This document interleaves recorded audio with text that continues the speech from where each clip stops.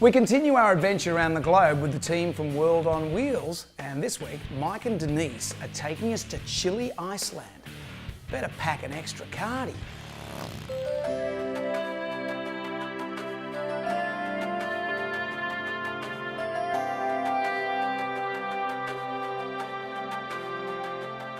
Iceland had always been on my radar.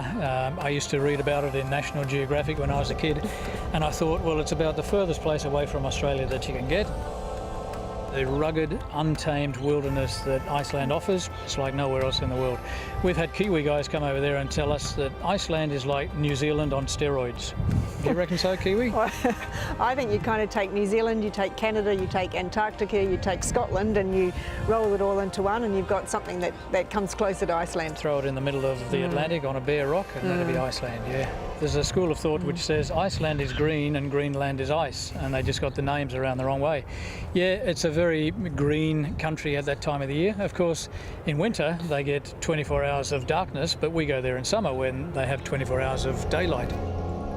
We use exclusively BMWs, the full range of GS models, and yeah, there's a few gravel roads that we get to explore, but they're usually very, very well maintained gravel roads. There's no potholes, they groom it and keep it in great shape for us whenever we attack a gravel road. Yeah, and one of the great things is the gravel's optional. So, you know, if you're feeling like a bit of gravel that day, it's there and you can go and have some fun. If it's not your cup of tea, then there's another road you can take. One of the great things about Iceland from a riding perspective is the lack of population in the country. So you've only got sort of 300,000–400,000 people, and around about half of those are in Reykjavik. So once we get out of the capital city, you can ride for hours without seeing another person, another car, and sometimes even another house, which, you know, there's not many places in the world still left to do that. We explore the entire country, the entire island. We cover something like 3,500 kilometres. We include the West Fjords, which is a really rugged, windswept peninsula in the northwest of the country.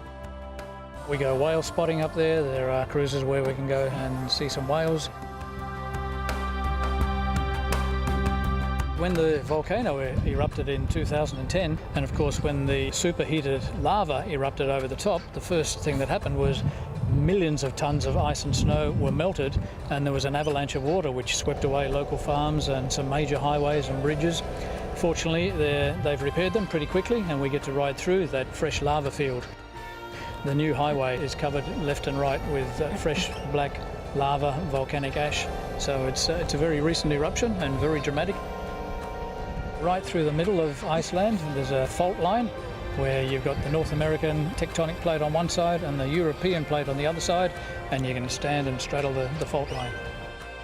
The whole landscape of Iceland is dramatic. They've got waterfalls like you wouldn't believe. They've got Europe's largest waterfall, Europe's largest volcano, largest glacier. It's just an incredible, wild and rugged landscape.